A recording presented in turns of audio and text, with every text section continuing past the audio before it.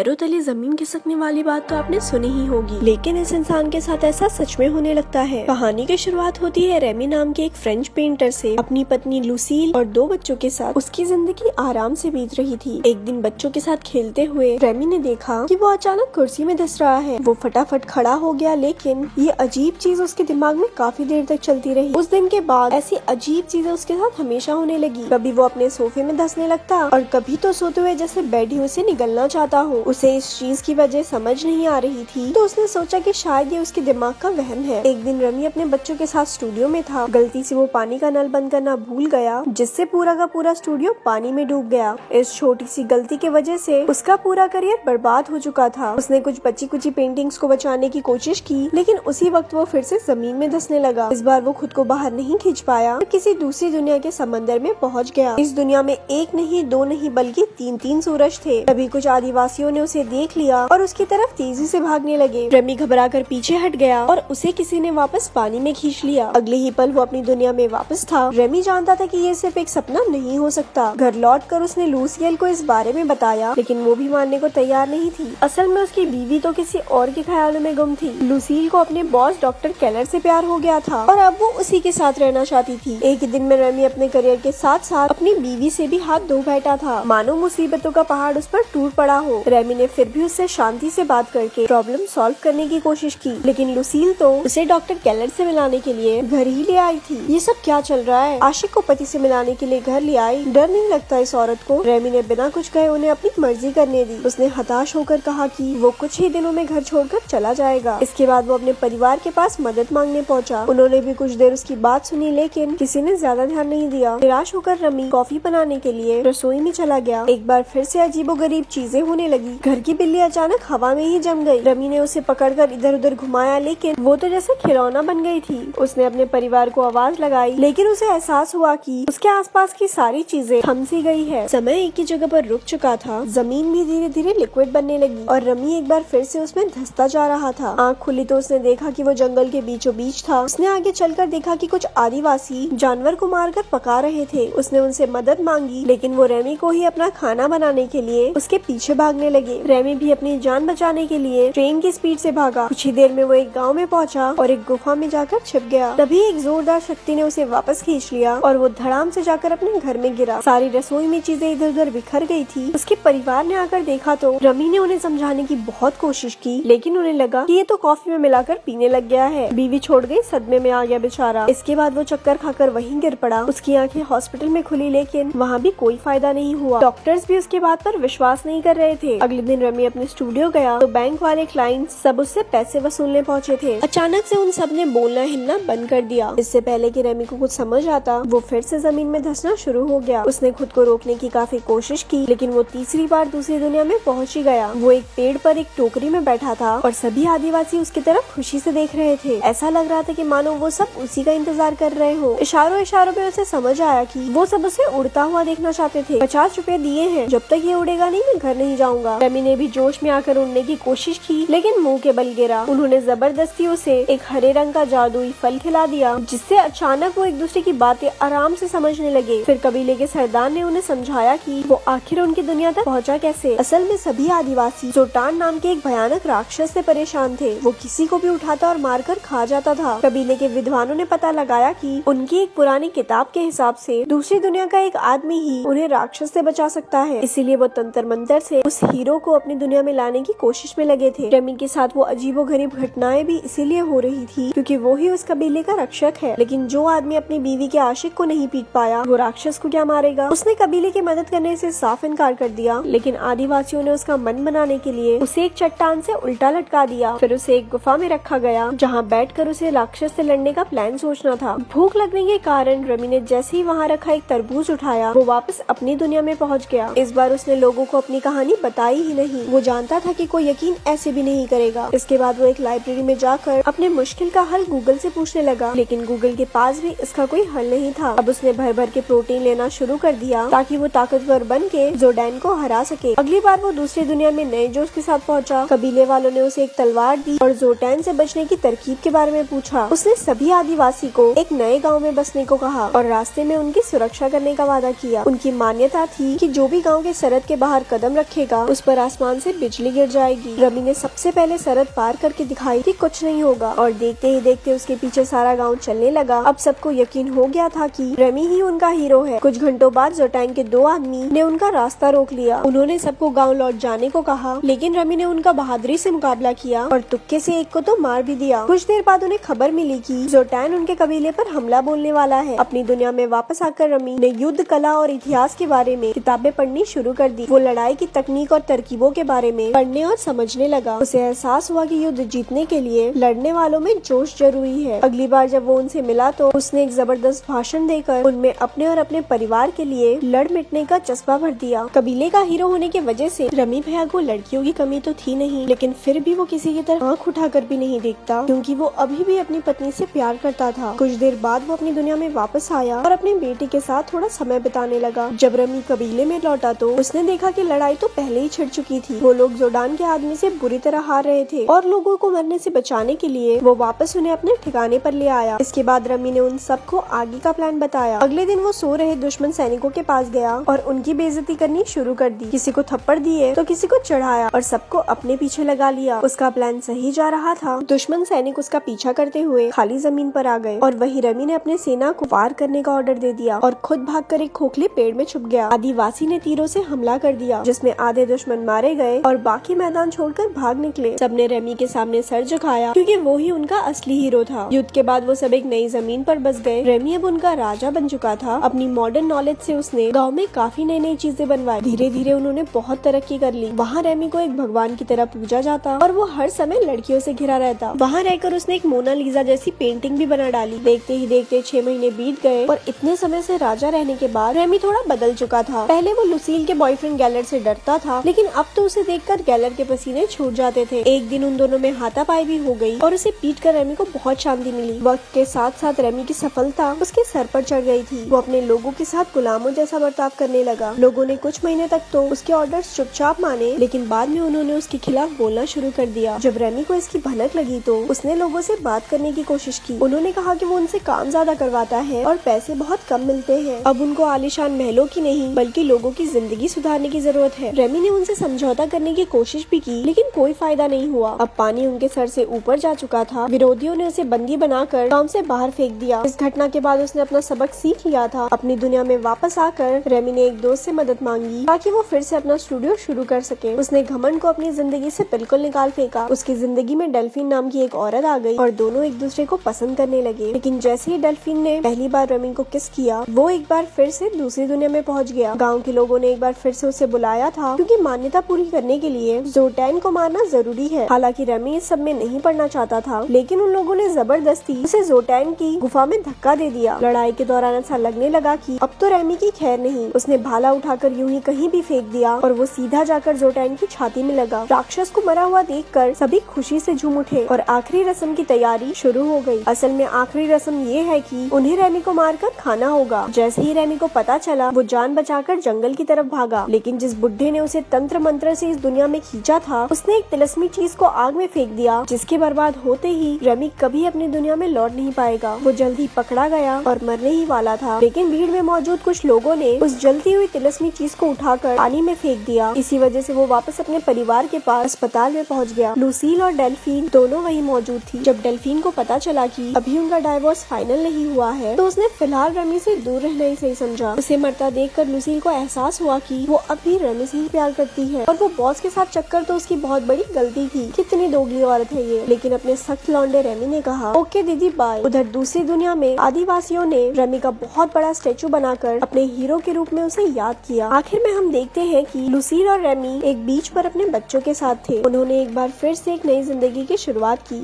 यहाँ अपना रेमी पिघल गया और ऐसे ये मूवी यहाँ खत्म हो गई। ऐसी और स्टोरी सुनने के लिए हमारे पेज को लाइक करें। धन्यवाद।